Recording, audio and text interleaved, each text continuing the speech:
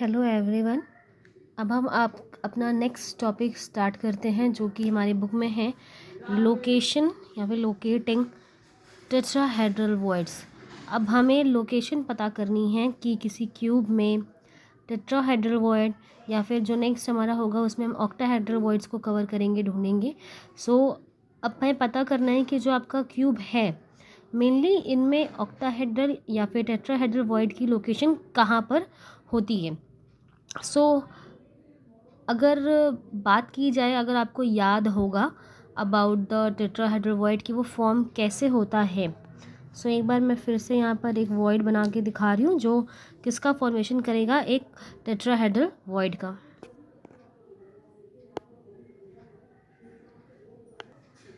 ये आपकी पहली लेयर के मॉलिक्यूल्स हैं, फर्स्ट लेयर, और फर्स्ट लेयर में आपको कुछ इस तरीके के पार्टिकल दिखाई देते हैं। और जो आपकी सेकेंड लेयर है जो इसके ऊपर होगी वो कुछ इस तरह की आपको दिखाई देगी। अब अगर हम इन्हें आपस में ज्वाइंट कर दें, जैसे कि जो नीचे वाला है, जो फर्स्ट लेयर है, अगर हम इनके सेंटर पॉइंट्स को आपस में ज्वाइन कर देंगे तो हमें यहाँ पर एक ट्रायंगल बनता हुआ दिखाई देता है।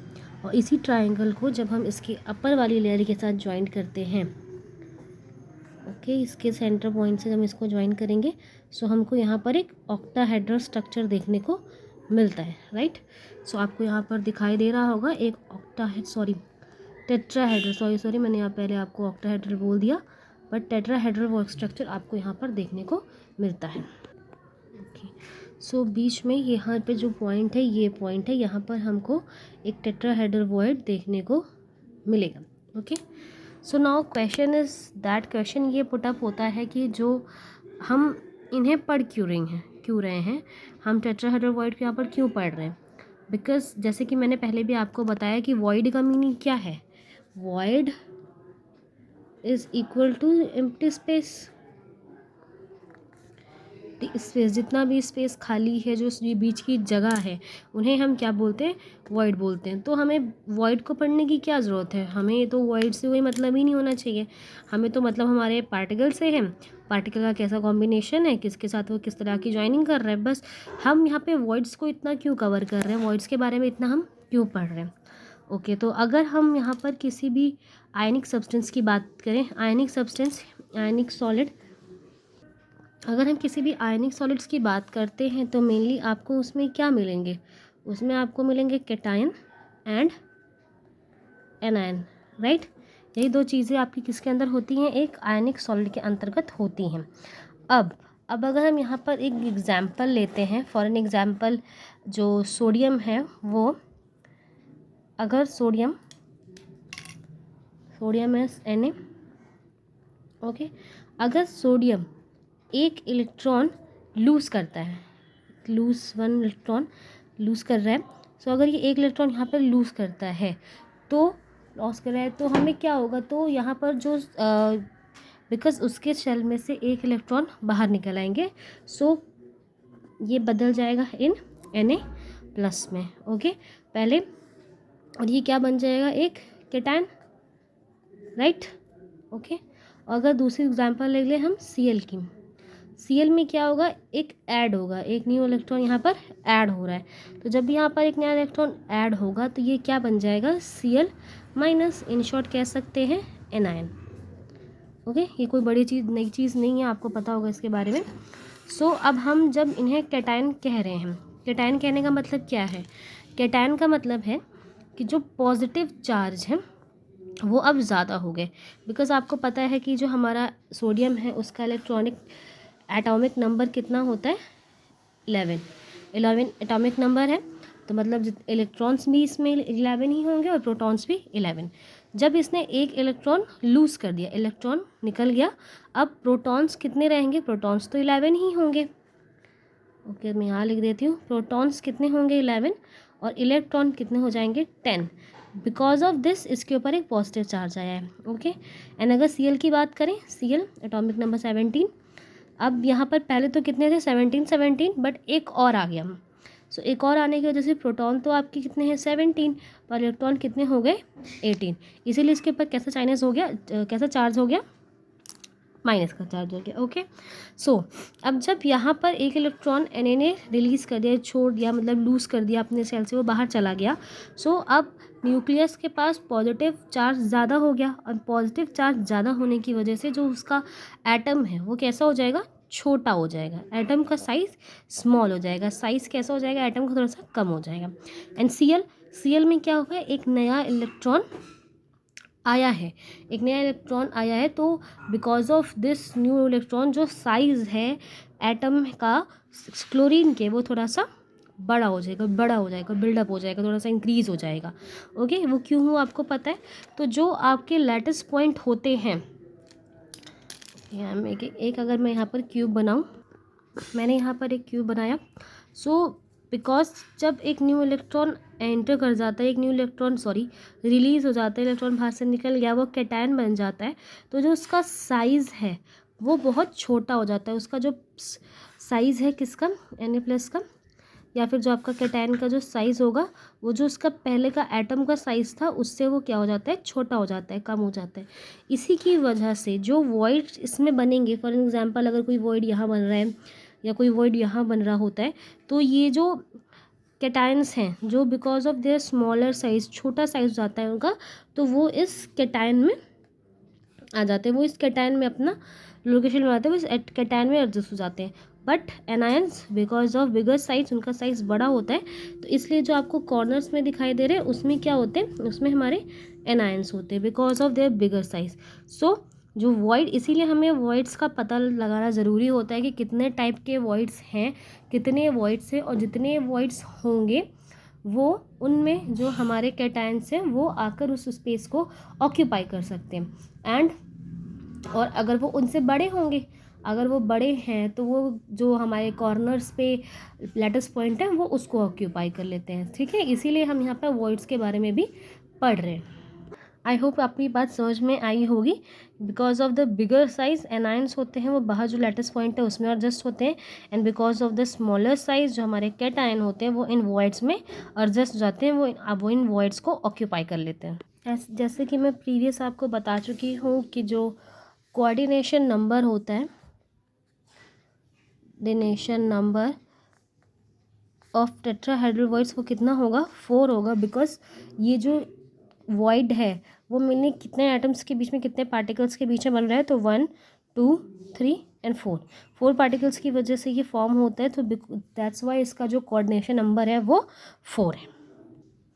नाउ मैंने यहाँ पर एक क्यूब बनाया है, और अगर इस क्यूब में हम बॉडी डायगोनल सर्च करें कि एक क्यूब में कितने बॉडी डायगोनल्स होते हैं, सो अगर आप इसे बहुत अच्छी तरीके से देख पाएंगे, तो अगर ये हम मानते हैं कि हमारा जो ये वाला फेज़ है, इस फेज़ का जो टॉप का पॉइंट है इसको हम इसके लास्ट वाले पॉइंट से मिलाते हैं।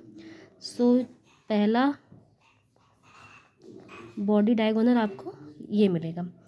ओके, नेक्स्ट बॉडी डायगोनल अगर आप देखेंगे तो आप इस पॉइंट को लास्ट वाले पॉइंट से आप मिलाएंगे। सो ये दूसरा बॉडी डायगोनल मिलेगा आपको, राइट। 2 बॉडी डायगोनल आपको यहाँ मिल गए। तीसरा जो ये वाला बॉडी डायगोनल है वो इस वाले पॉइंट से कट होगा, तो एक नेक्स्ट बॉडी डायगोनल आपको यहाँ पर देखने को मिलेगा। एंड नेक्स्ट दिस वाला पॉइंट, ये जो हमारे लैटिस का है वो पीछे वाले से मिलेगा, जो कि अब आपका नेक्स्ट बॉडी डायगोनल है, राइट। तो इस तरीके से आपने देखा कि जो आपका एक क्यूब है, in a cube total number of body diagonals कितने होंगे, 4।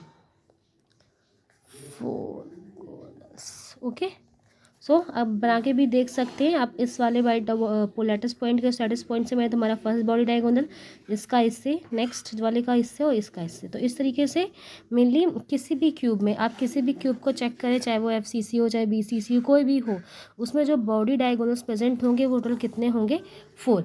ये मैंने क्यों बताया अभी कि आप जो भी इसके आगे बताएंगे, लोकेशन बताएंगे, तो उसके आगे आपको ये पता चलेगा कि अभी इसका यहाँ पर क्या रोल था। ओके, नाउ हम लोकेशन ढूंढते हैं किसकी, टेट्राहेड्रल वॉइड की। सो मैंने यहाँ एक नया क्यूब बनाया है, मेनली हम इन टेट्राहेड्रल वॉइड की लोकेशन जो सर्च कर रहे हैं वो FCC सेंटर्ड यानी कि फेस सेंटर्ड जो क्यूब्स होते हैं उनमें हम इसकी लोकेशन को चेक करते हैं। सो जो हमारे फेस सेंटर्ड होते हैं उनमें तो हमारे जो 8 लेटेस्ट पॉइंट हैं वो कहाँ पे प्रेजेंट होते हैं, एट द कॉर्नर। जैसे कि आप देख पा रहे होंगे कि जो हमारे 8 लेटेस्ट पॉइंट है वो कहाँ पर है, कॉर्नर पे। हम FCC की बात कर रहे हैं यानी फेस सेंटर्ड, अब मतलब कि कुछ पॉइंट, कुछ लेटेस्ट पॉइंट कहाँ पर मौजूद होंगे, एट द फेस। तो अब हम फेस के लेटेस्ट पॉइंट को बनाते हैं।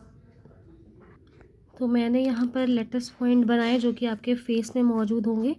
1 2 3 4 5 5 ये पीछे के साइड में, और ये हमारे, बिकॉज ये वन फेस में ही है इसलिए थोड़ा सा उसको आगे और उसको थोड़ा सा पीछे बना लिया। अगर अब हमें लोकेशन चेक करनी है टेट्राहेड्रल वॉइड की, सो फर्स्ट हम क्या करते हैं, जो हमारे ये फेस में मौजूद हैं इन्हें हम मिलाते हैं। ओके, इन्हें हम मिला देते हैं। ओके, हम यहाँ पे इन्हें मिलाते हैं तो आपको एक यहाँ पर ट्रायंगुलर स्ट्रक्चर देखने को मिल रहा होगा, राइट। अब इस ट्रायंगुलर स्ट्रक्चर को हमारा जो कॉर्नर का लेटेस्ट पॉइंट है इसके साथ अगर हम ज्वाइंट कर दें, ठीक है, इसके साथ अगर हम यहाँ पे ज्वाइन कर देते हैं कुछ इस तरीके से, और इसको हम कुछ इस तरीके से यहाँ ज्वाइन कर देते हैं, तो आपको यहाँ पर एक टेट्राहेड्रल स्ट्रक्चर देखने को मिल रहा होगा। ओके, आपको दिख रहा है, ठीक है। तो यहाँ पर एक आपको टेट्राहेड्रल आपका 1 2 3 ये है, नहीं है, ये वाला है, ओके, ये तो आपका पीछे का है, ठीक है। एक ट्रायंगल आपका ये ट्रायंगल आपको देखने को मिल रहा है। इस ट्रायंगल को जब हमने हमारे लास्ट लेटेस्ट पॉइंट है उसके साथ अगर हम इसको मिलाते हैं तो हमें एक ऐसा टेट्राहेड्रल स्ट्रक्चर देखने को मिलता है। सो एक आपको यहाँ पर टेट्राहेड्रल स्ट्रक्चर या एक टेट्राहेड्रल वॉइड आपको यहाँ पर देखने को मिलेगा। फाइन। सो अगर हम यही चीज़ हम दूसरी तरफ बनाने की कोशिश करें, अगर हम इसे यहाँ बनाते हैं तो इन दो पॉइंट्स को हम आपस में जोड़ते हैं और इनको इधर से मिलाते हैं। सो एक ट्रायंगुलर स्ट्रक्चर आपको यहाँ पर देखने को मिलेगा। अब इस ट्रायंगल वाली लाइन आप इसे मत देखिए, ये एक्स्ट्रा होगी। अगर आप इन लाइंस को देखेंगे, जिनको भी मैं दूसरे पेन से बना देती हूँ,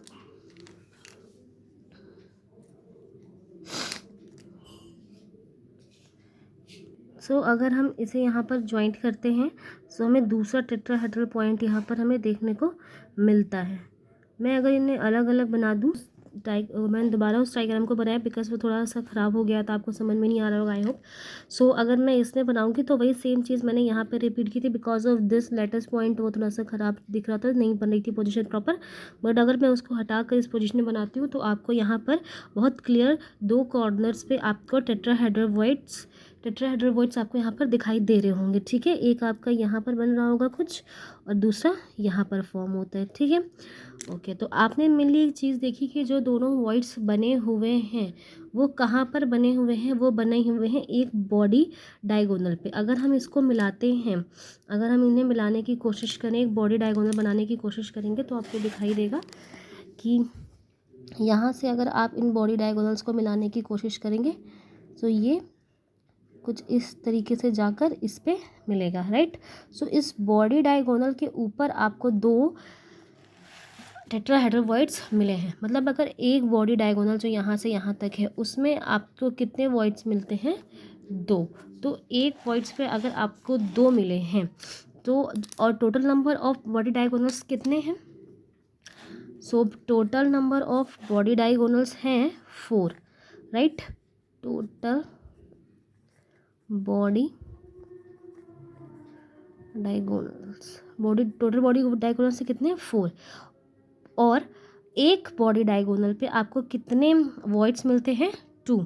तो टोटल वॉइड्स कितने हो जाएंगे, टोटल वॉइड्स आपके कितने हो जाएंगे, इस 4 × 2 इज 8। सो आपको FCC में कितने आपको यहाँ पर वॉइड्स मिलेंगे, 8 वॉइड्स मिलेंगे। One more thing, 3 face lattice and 1 corner lattice आपस में ज्वाइन होकर क्या बनाते हैं, आपस में ज्वाइन होकर बनाते हैं 1 टेट्राहेड्रल वॉइड। जैसे कि आपको यहाँ पर दिखाई दे रहा होगा, बिकॉज ये जो आपके 3 वॉइड्स हैं यहाँ पर, 3 लैटिस पॉइंट है यहाँ पर, दिस और दिस, ये क्या है, 3 फेस के लैटिस पॉइंट हैं। और ये 3 फेस के जो लैटिस पॉइंट है, इनको एक कॉर्नर के लैटिस पॉइंट से हमने ज्वाइन किया, तो आपको यहाँ पर एक टेट्राहेड्रल वॉइड देखने को मिल रहा है। तो 3 face lattice and 1 corner lattice आपस में ज्वाइन होकर क्या बनाते हैं, 1 टेट्राहेड्रल वॉइड। एंड जैसे कि मैंने पहले भी आपको बोला था कि आपको बॉडी डायगोनल्स याद रखने हैं। So any cube is there, FCC, BCC, ECC, SCC, कोई भी क्यूब हो उसमें 4 बॉडी डायगोनल्स आपको तो ऑफकोर्स देखने को मिलेंगे। सो अगर और जो भी आपको ये इन FCC आपको जो बॉडी डायगोनल्स के ऊपर ही आपको ये वॉइड्स मिल रहे हैं, तो एक बॉडी डायगोनल्स पे अगर आपको 2 वॉइड मिले हैं, सो 4 बॉडी डायगोनल्स पे कितने होंगे, 8। ओके, ये बात समझ में आई आपको, लोकेशन समझ में आई होगी। वन मोर थिंग, अगर यहाँ पर हम BCC अगर हम, चलिए पहले हम स्टार्ट करते हैं FCC का। अगर हम FCC में सर्च करें, अगर टोटल नंबर ऑफ एटम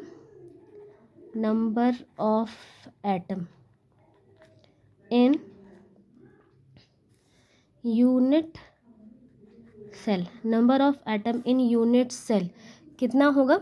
अगर number of atom in unit cell कितने हैं, n नंबर हैं। सो जैसे प्रीवियस वीडियो अगर आपने देखा होगा, प्रीवियस अगर आपने देखा होगा, मैंने ये बताया था कि अगर number of atom unit cell में हो n, तो वहाँ पर जो टेट्राहेड्रल वॉइड होंगे वो कैसे होंगे, 2n, राइट। सो आपने भी FCC में देखा कि FCC में बिकॉज 4 बॉडी डायगोनल्स हैं, 4 बॉडी डायगोनल्स हैं, एंड आपको एक पर कितने आपको टेट्राहेड्रल स्ट्रक्चर मिलते हैं, 2। तो in short total body diagonals कितने होंगे, टोटल बॉडी डायगोनल्स आपके 4 हैं, और जो FCC में टेट्राहेड्रल वॉइड्स आपको मिलेंगे वो टोटल कितने हो जाएंगे, 8। इसीलिए इसका जो नंबर है वो क्या है, 2n है। जस्ट डबल हम इसमें देखते हैं। अगर हम FCC की बात हमने कर ली, अगर हम BCC की यहाँ पर बात करते हैं, थोड़ा सा कॉम्प्लिकेटेड स्ट्रक्चर है, उसको प्रॉपर फिगर्स के फॉर्म में सिखा पाना थोड़ा सा कॉम्प्लिकेटेड होता है, इसलिए मोस्टली हम FCC में ही उसको चेक करते हैं। वैसे उनका जस्ट डबल होगा। आपको याद होगा कि FCC में कितने एटम्स बनते हैं in 1 unit cell, unit atom number कितने होते हैं वहाँ पर। सो नंबर ऑफ एटम के अकॉर्डिंग अगर हम यहाँ पर निकालें, सो आपको याद होगा कि number of atom in BCC मैंने आपको सिखाया था, तो वहाँ पर कितने नंबर ऑफ एटम हमें मिले थे, 2 एटम्स। इन 1 BCC आपको कितने एटम देखने को मिले थे, 2 एटम्स देखने को मिले थे। तो अगर यहाँ पर 2 एटम्स फॉर्म हो रहे हैं, और ऑफ कोर्स जो आपके टेट्राहेड्रल वॉइड्स है वो 2n है, सो ये कितना हो जाएगा, 2 × 2 इज 4n। दैट मीन्स जो आपके टेट्राहेड्रल वॉइड्स होंगे वो कितने होंगे, 4। यही चीज़ अगर हम एंड सेंटर सेल के अंदर देखेंगे, ECC के अगर अंदर हम इसे देखते हैं, तो वहाँ भी जो जितने एटम्स थे वो भी कितने फॉर्म हो रहे थे, 2 एटम्स फॉर्म हो रहे थे। So 2 again multiply with 2 and we got n। अगर हम उनकी बात करें, सिंपल क्यूबिक सेल SCC की अगर हम बात करें, तो आपको वहाँ पर कितने मिल रहे थे, 1। वहाँ पे आपको कितने मिल रहे थे एटम, वहाँ पे हमें मिल रहे थे 1 एटम मिल रहे थे, राइट। सो अगर 1 × 2 इज 2n। ओके, एंड यहाँ जो आपको बॉडी डायगोनल्स के थ्रू समझाया, उससे दूसरे भी तरीके से आप समझ सकते हैं कि जो आपके FCC होते हैं उनके अंदर एटम्स कितने आपको मिलते हैं, 4 एटम्स मिलते हैं, राइट। उनमें आपको 4 एटम्स मिलते हैं। सो अगर टेट्राहेड्रल वॉइड जस्ट डबल होंगे उसके, तो इस तरह भी आप जान सकते हैं कि 4 × 2 इज 8। सो वहाँ पर टोटल नंबर ऑफ एटम कितने मिलेंगे हमें, 8 मिलेंगे। वॉइड्स हमें, और वॉइड भी हमें क्या, जो हमारे टेट्राहेड्रल वॉइड्स हैं उनके नंबर्स आपको यहाँ पर देखने को मिलेंगे। इन FCC आपको 8 वॉइड्स मिलेंगे, in BCC 4, ECC 4 and SCC 2 voids. So यहाँ पर आपको लोकेशन समझ में आई होगी। नेक्स्ट वन मोर थिंग, बस आप इस बात का ध्यान रखेंगे कि जो भी हमारे वॉइड्स हैं, जो टेट्राहेड्रल वॉइड्स हैं, वो फॉर्म कैसे होते हैं, by the 3 lattice face lattice and 1 corner lattice से आपका एक टेट्राहेड्रल वॉइड फॉर्म होता है। ओके। Okay, thank you.